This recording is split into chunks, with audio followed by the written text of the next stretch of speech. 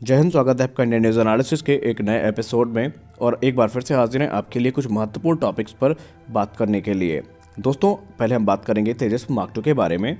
अभी काफ़ी लंबे समय से हमको ये तो पता चल रहा था कि HAL जो है तेजस मार्क 2 का निर्माण कार्य काफ़ी रफ्तार से आगे बढ़ा रही है, लेकिन उसके कुछ निश्चित टाइमलाइंस के बारे में नहीं पता था। लेकिन अब एरोनॉटिकल डेवलपमेंट एजेंसी और हिंदुस्तान एरोनॉटिक्स लिमिटेड ने खुद सामने आकर के इसके बारे में बड़ी जानकारियां सामने रखी हैं। दरअसल अगर हम अपडेट्स की बात माने तो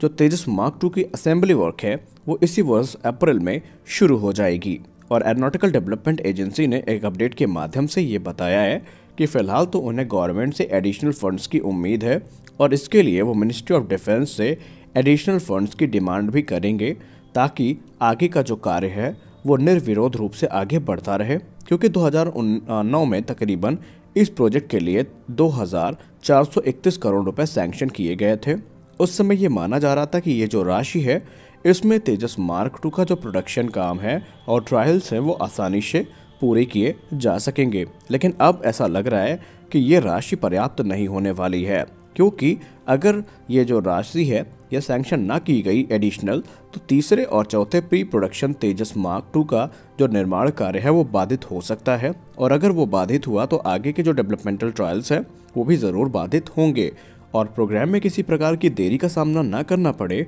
इसलिए हिंदुस्तान एरोनॉटिक्स लिमिटेड सरकार से एडिशनल फंड्स की उम्मीद रख रही है। और HAL इस चीज़ को लेकर के कॉन्फिडेंट है कि कुछ भी हो जाए, लेकिन 2028 के पहले पहले इन जहाज़ों को हम प्रोडक्शन लाइन में उतार देंगे। और सोर्सेज की तरफ से ये भी बताया जा रहा है कि इस बार प्लान में थोड़े चेंजेस हुए हैं। अभी तक ये माना जा रहा था कि कुछ अलग अलग चेंजेस के साथ 4 प्रोडक्शन मॉडल्स को तैयार किया जाएगा, या हम यूँ कह लें कि 4 प्री प्रोडक्शन मॉडल्स को तैयार किया जाएगा। लेकिन अब प्लान में चेंज ये है कि ADA पहले और दूसरे जो प्री प्रोडक्शन मॉडल है उनको तो नॉर्मली तैयार कर रही है, लेकिन तीसरे और चौथे प्री प्रोडक्शन मॉडल जो होंगे वो FOC कॉन्फ़िगरेशन के होंगे और इनका इस्तेमाल इंटेंसिव ट्रायल्स के लिए किया जाएगा, जिससे HAL ये वैलिडेट करेगी कि जितने सिस्टम डेवलप किए गए हैं इसके लिए वो सही से काम कर रहे हैं या नहीं, इंजन की परफॉर्मेंस क्या है, एयरक्राफ्ट अलग अलग वेदर कंडीशन में कैसा परफॉर्म कर रहा है। और बताया ये भी जा रहा है कि इनके वेपन्स के ट्रायल भी किए जा सकते हैं। और इसको लेकर के हिंदुस्तान एरोनॉटिक्स लिमिटेड के आला अधिकारी काफ़ी ज़्यादा कॉन्फिडेंट नज़र आते हैं और उन्होंने कहा कि जो फ्रेश फंड्स हैं ये आगे के जो मार्ग हैं इसके वो प्रशस्त करेंगे और जो डेवलपमेंट है उसमें किसी प्रकार की डिले अब देखने को हमें नहीं मिलने वाली है। यानी कि अगर हम इसमें संक्षेप में बात करें तो ये जो तीसरे और चौथे एयरक्राफ्ट होंगे इनमें सारे जो कंपोनेंट्स विकसित किए गए हैं भारत में वो इक्विप किए जाएंगे। वहीं इसके रोल आउट के बारे में जहां तक हमको अपडेट्स में पता चला है वो ये है कि इसका रोल आउट, पहला जो एयरक्राफ्ट है वो इसी वर्ष दिसंबर में रोल आउट किया जाएगा और 1 वर्ष के बाद इसकी पहली उड़ान भी आयोजित कर ली जाएगी रोल आउट के।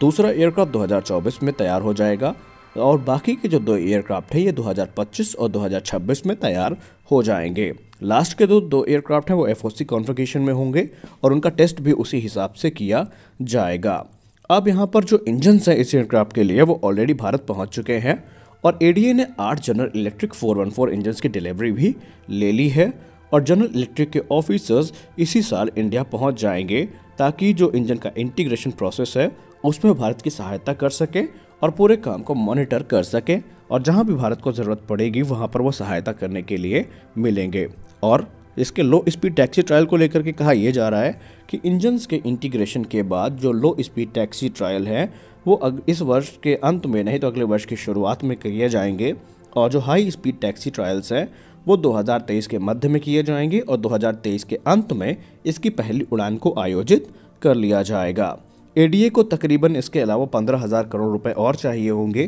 ताकि AMCA का जो निर्माण कार्य है वो निर्विरोध रूप से आगे बढ़ता रहे